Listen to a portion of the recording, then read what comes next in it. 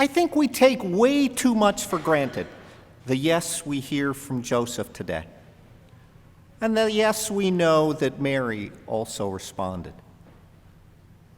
Last year, we heard about the Annunciation of Mary, from Mary's view in Luke on this fourth Sunday of Advent. And this year, we hear from Joseph in Matthew's visitation account. Today, we hear Joseph's first inclination is to divorce her, but then listens to the voice of the Spirit and takes her into his home. We also tend to overlook this part of Mary's response when we've heard it before. But she was greatly troubled at what was said and pondered what sort of greeting this might be. Now, images of Christmas are very powerful at this time of year. Some of them draw us closer to Christ, and others, well, let's just move on. We've all imagined something at some point. Whether you're a child imagining being a basketball player or a doctor or a singer. For me, it was being an astronaut. Or if you're a young adult, you imagine your first car the day of your wedding.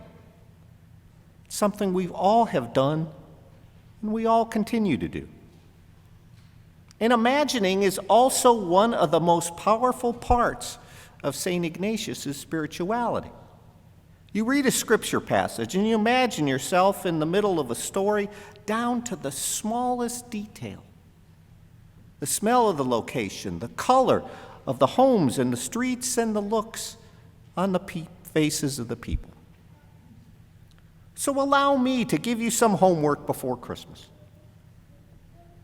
Just imagine for a moment the conversation between Mary and Joseph.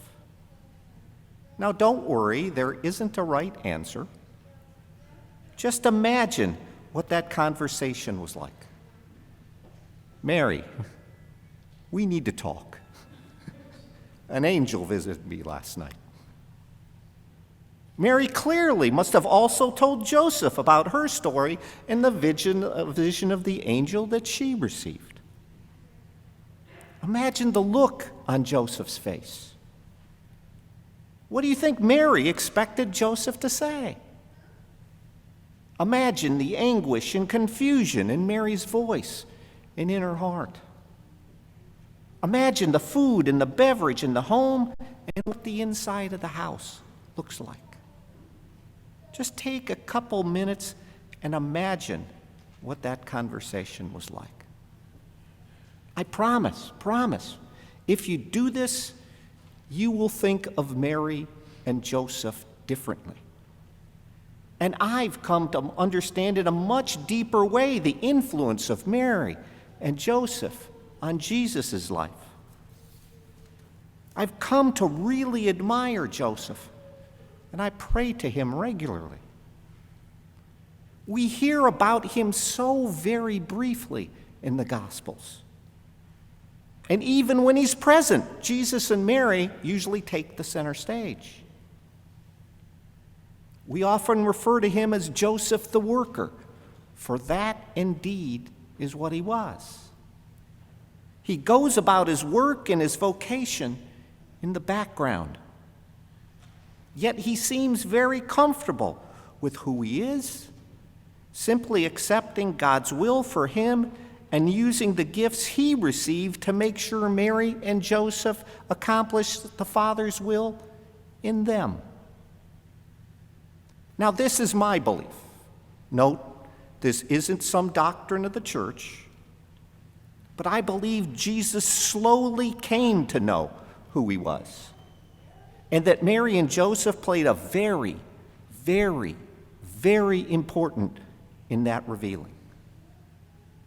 He didn't go around to his friends when he was a kid saying, "You want to play with the Son of God today?"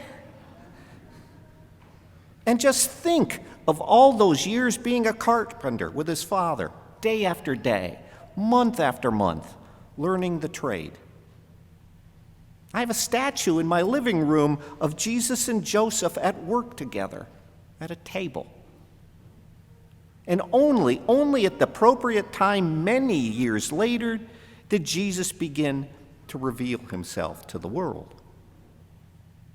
Now, for me, living the scriptures like this makes them much more personal. And that's the point of the Gospels, my friends, the good news. It's the word brought into our hearts and its lives, and it's just not a historical book, but a real presence in our lives today. In all of our lives, all of them. Advent provides us an opportunity to find that special message God speaks to all of us, all in different ways, where he asks us to respond yes. Sometimes it's in a thunderbolt, like it must have been for Joseph and Mary.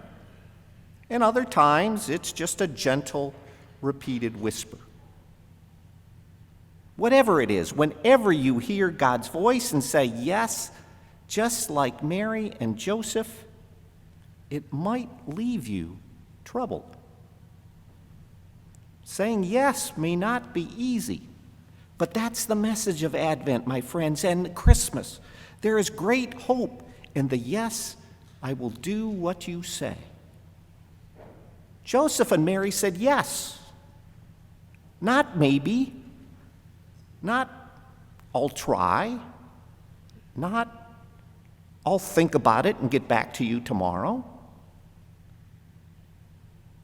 They said yes. It wasn't easy, and it couldn't have been. Did Joseph say yes after a few moments, or did doubts remain with him for the rest of the day? I don't know, and it doesn't matter. God made demands of them both. He asked them to make changes in their lives, to do things they couldn't possibly understand, things that didn't make any sense whatsoever, things that others would question. Yet while being greatly troubled and unsure, they still said yes. And so especially now at this time, a few days out from Christmas, I ask that you listen for that voice of an angel or spirit that is speaking to each one of us. Say yes to the unique way God is speaking to you. In the midst of all that is going on, know that God speaks to you and me and favors you and me, just like Mary and Joseph. Say yes to the unique way that God is speaking to you. Remember the words from St. Paul's letter to the Ephesians that we heard a few weeks ago. I have chosen you before the world began. Really let this sink in. So much of the season is focused on people outside of ourselves and looking ahead. The shopping, the gathering, the travel, the giving. Put the phone down. Take the earbuds out. And just spend some one-on-one quiet time with God. And there's still time to do this. Use the images of the season, the sights, the sounds, and the smells, and experience that in the middle of all that's going on, what the Christmas season is, that God calls you, favors you, has time for you. He knows us far better than we know ourselves. Wonder at what God is asking for you, even as you wait in traffic and prepare that Christmas meal in the kitchen. Or when you're looking for that blasted Allen wrench to put the last gift together. Say yes. Speak, Lord, for I am waiting and listening. Say, I will do what you say, however he is speaking to you, be it easy or difficult. If we think Christmas is all just about Jesus' birthday, we miss the point. For it's about us as well.